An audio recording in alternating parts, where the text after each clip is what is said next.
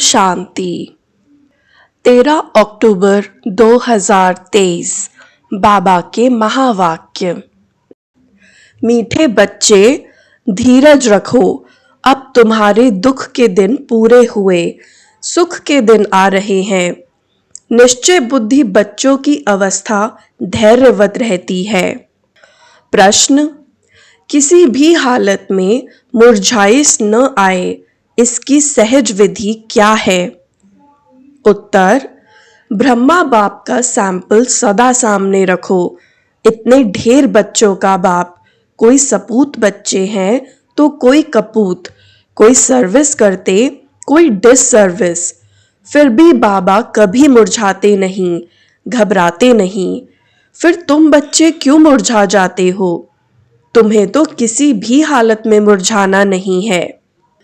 मुरली का गीत है, धीरज धर मनुआ। ओम शांति। धीरज धर मनुआ मनुष्य को नहीं कहा जाता। मन बुद्धि आत्मा में है, यह आत्मा को कहा जाता है। आत्मा को सिवाय परम पिता परमात्मा के और कोई कह न सके कि धैर्य करो, क्योंकि अधीर को ही धैर्य दिया जाता है। अगर ईश्वर सर्वव्यापी है तो उसको अधीर कहा नहीं जा सकता। मनुष्य इस समय सब अधीर हैं, दुखी हैं, इसीलिए धैर्य देने के लिए, सुख देने के लिए बाप आए हैं। कहते हैं, अब धैर्य करो। बाप के महावाक्य सिर्फ तुम्हारे लिए नहीं है, वास्तव में सारी दुनिया के लिए हैं। सारी दुनिया आहिस्ते आहिस्ते सुनती रहेगी। जो सुनते हैं वह आते रहते हैं। सबका सद्गति दाता, दुख हरता एक बाप ही है। यह है ही दुख की दुनिया। बच्चे समझते हैं अभी हमारे मुक्ति, जीवन मुक्ति के दिन व कलयुग पतित दुनिया से छुटकारा पाने के दिन हैं। तुम्हारी बुद्धि में यह है, सो भी नंबरवार पुरुषार्थ अनुसार।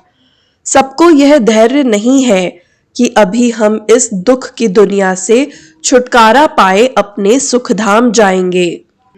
तुम बच्चों को भी स्थायी निश्चय रहना चाहिए। हमारे सुख के दिन अब आ रहे हैं, अगर श्रीमत पर चलते रहेंगे तो। इसमें आशीर्वाद व कृपा आदि की बात नहीं है। बाप बैठ पढ़ाते हैं, सहज स्वराज्य योग सिखलाते हैं। पढ़ाई को नॉलेज भी कहा जाता है। तुम बच्चों को श्रेष्ठ मत दे रहे हैं। पहले पहले तो अटल निश्चय चाहिए, फिर कभी वह नीचे ऊपर नहीं हो सकते। गाते हैं, परवाह भी पार ब्रह्म में रहने वाले की, वह पा लिया तो बाकी क्या चाहिए। यह तो निश्चय है, उस बाप से स्वर्ग का वर्षा मिलना है, तो धैर्य पहले ही स्थायी मिल जाता है। यह है अविनाशी धैर्य। सर्टन है हम श्रीमत पर श्रेष्ठ ते श्रेष्ठ, श्रेष्ठाचारी राज्य भाग्य स्थापन कर रहे हैं, बिगैर कोई लड़ाई झगड़े। तो फिर मुरझाने की क्या दरकार? भल घर में 10-12 बच्चे हों, बाबा को तो देखो, हजारों लाखों बच्चे हैं। कई बच्चे हंगामा भी मचाते हैं। कोई सपूत बच्चे हैं, कोई कपूत हैं, कोई सर्विस करते हैं तो कोई डिससर्विस भी करते हैं। फिर बाबा कभी घबराता है क्या? तो बच्चों को भी घबराना नहीं चाहिए। गृहस्थ व्यवहार में भी रहना है।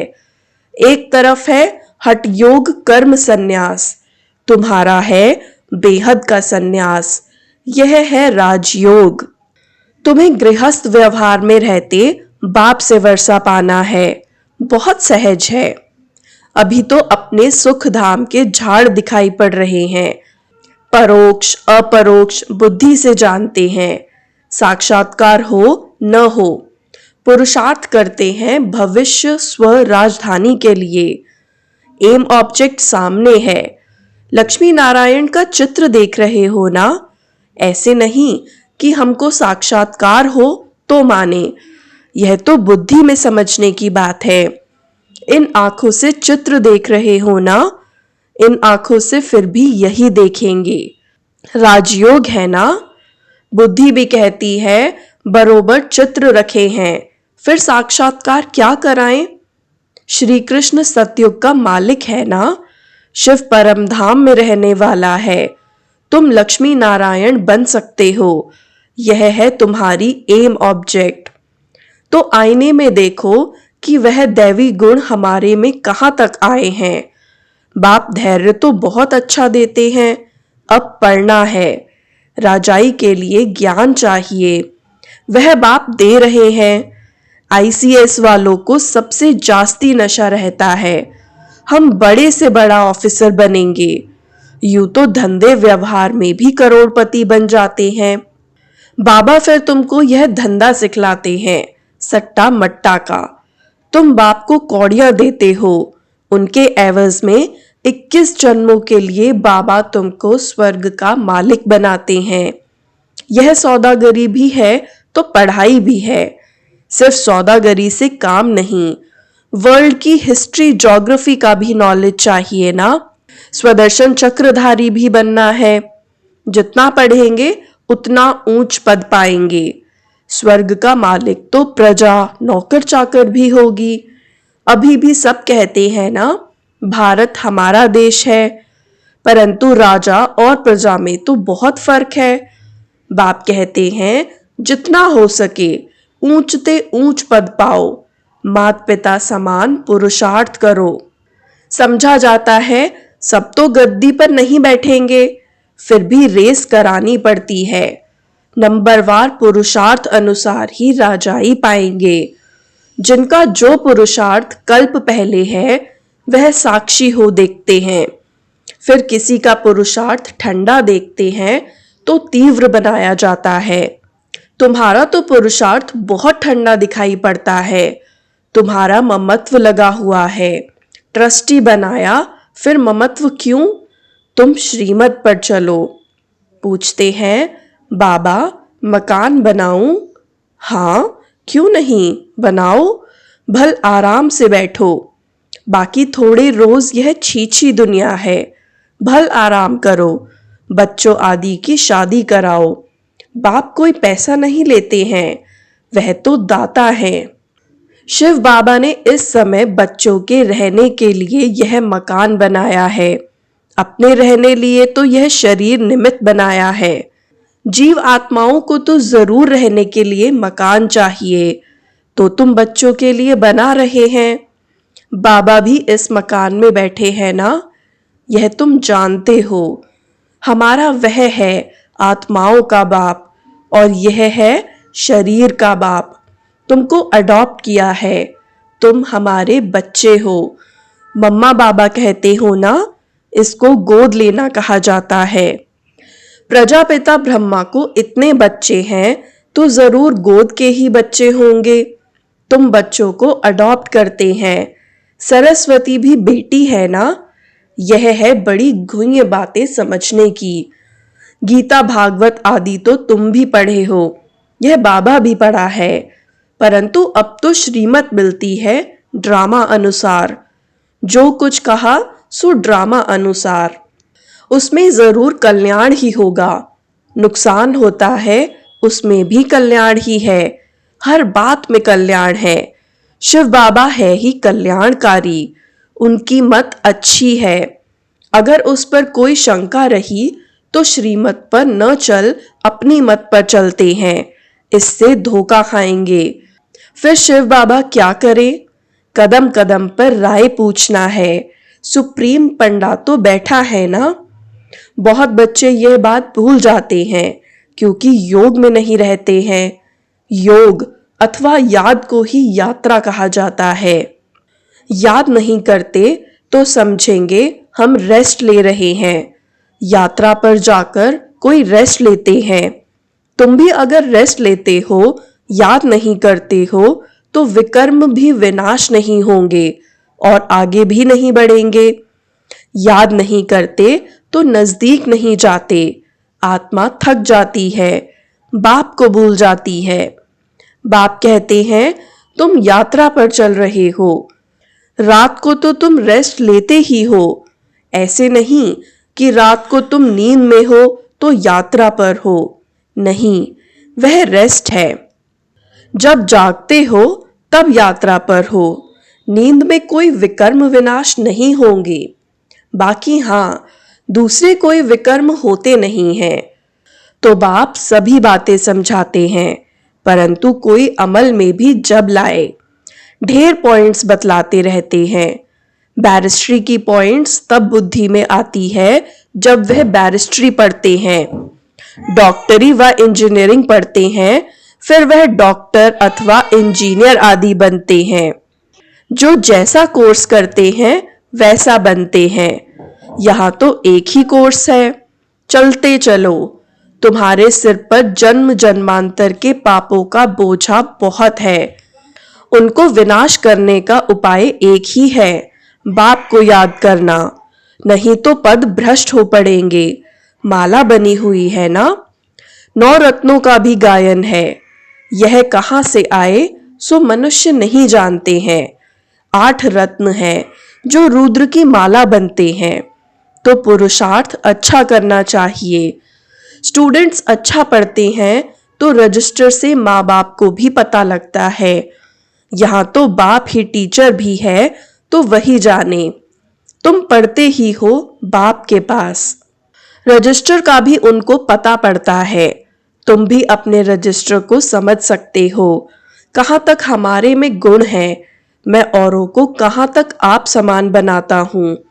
इतनी ताकत है जो कोई सामने देखे उनको शरीर भुला दे।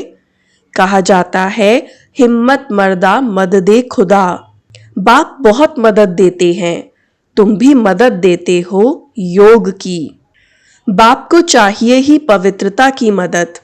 सारी पतित दुनिया को पावन बनाना है योग बल से। जितना जितना जो योग की मदद देंगे उतना बाबा खुश होंगे। यह बाबा के लिए मदद है व अपने लिए। तुम जितना पढ़ेंगे उतना ऊंच पद पाएंगे। जितना याद करेंगे उतना मुझे पवित्रता की मदद करेंगे। मैं आया हूं पतित को पावन बनाने, पावन दुनिया के लिए। पतित और पावन यहां बनते हैं, वह तो है ही निराकारी दुनिया। गाते भी है ना, पतित पावन आओ। समझते नहीं कि पावन दुनिया किसको कहा जाता है। सीता को रावण की जेल से दुख से छुड़ाया तो फिर सुख चाहिए। औरों को शांति बहुत मिलती है, सुख थोड़ा मिलता है। तुमको सुख भी बहुत मिलता है तो दुख भी बहुत मिलता है। पिछाड़ी में जो आत्माएं आती हैं, थोड़ा पाठ बजाए वापस चली जाती हैं। 1-2 जन्म भी लेते हैं, थोड़ा समय आया यह गया। तुम्हारे तो 84 जन्मों की बात है, उनकी 1-2 जन्म की बात है। तुम 84 जन्मों को जानते हो। चक्र को जानने से चक्रवर्ती राजा बनते हो। वह थोड़े ही बन सकेंगे, उनके लिए यह ज्ञान नहीं है। यह ज्ञान तो तुम्हारे लिए है, जिन्होंने कल्प पहले भी ज्ञान लिया है। अब तुमको पुरुषार्थ करना है। पुरुषार्थ का समय अभी है और तुम्हारे लिए ही पुरुषार्थ की बात है। देवी देवता धर्म बहुत सुख देने वाला है, इतना सुख और कोई दे न सके। यह अनादि ड्रामा बना हुआ है। सभी को तो हीरो हीरोइन का पार्ट नहीं मिल सकता। किस्म किस्म के मनुष्य हैं, उनमें भी अच्छे बुरे अनेक प्रकार के हैं। श्रेष्ठ ते श्रेष्ठ देवी देवता हैं। श्रेष्ठ उन्हों को ही कहा जाता है। वह तो सतयुग में ही होते हैं, उन्हों के चित्र भी हैं, परंतु वह कैसे बने यह नहीं जानते हैं। कोई तो फिर कहते श्री कृष्ण हाजिरा हजूर हैं, भगवान भी हाजिरा हजूर हैं। इन सब बातों को तुम बच्चे समझ गए हो। यह एम ऑब्जेक्ट बहुत अच्छी है समझाने लिए। सबको निमंत्रण जरूर देना है। अखबार से सबको निमंत्रण मिल रहा है। अभी बाकी टाइम बहुत थोड़ा है। अब तक बच्चे यात्रा करते करते थक जाते हैं तो बैठ जाते हैं। माया के तूफान सहन नहीं कर सकते हैं। युद्ध के मैदान में माया तो जरूर पकड़ेगी, रुस्तम से रुस्तम होकर लड़ेगी। जोर से तूफान आएंगे। फिर कहते हैं, जब से ज्ञान में आया हूं तो विघ्न बहुत पड़े हैं, धंधे में भी घाटा हुआ है। बाबा कहते हैं, ऐसे मत सोचो, ज्ञान में आए हैं तब विघ्न पड़े हैं। यह तो दुनिया में होता ही रहता है, इनसे डरना नहीं है। कभी चक्र की दशा, कभी राहु की, कभी किसकी दशा बैठती है। चलते चलते फां हो जाते हैं। राहु की दशा कड़ी होती है। माया खा जाती है तो काले का काला बन जाते हैं। माया थप्पड़ लगाए एकदम काला मुंह कर देती है। माया की भी जीत होगी। सिर्फ बच्चों की जीत हो फिर तो झट राजधानी स्थापन हो जाए। उस्ताद को भूल जाते हैं तो माया थप्पड़ मारती है। ऐसे रूहानी साजन को सजनी भूल जाती है। यह भी वंडर है ना। अच्छा, मीठे मीठे सिकिलधे बच्चों प्रति मात पिता बाप दादा का याद प्यार और गुड मॉर्निंग। रूहानी बाप की रूहानी बच्चों को नमस्ते। हम रूहानी बच्चों की भी रूहानी बाप दादा को याद प्यार गुड मॉर्निंग और नमस्ते। धारणा के लिए मुख्य सार। पहला, योग बल से पतित दुनिया को पावन बनाने में बाप का मददगार बनना है। याद की यात्रा में रेस्ट नहीं लेनी है। ऐसी याद हो जो सामने वाला अपना शरीर भी भूल जाए। दूसरा, श्रीमत में कभी भी शंका उठाकर अपनी मनमत नहीं चलानी है। हर बात में राय लेते उसमें अपना कल्याण समझकर चलना है। वरदान, सहयोगी की शुभ भावना द्वारा रूहानी वायुमंडल बनाने वाले मास्टर दाता भव।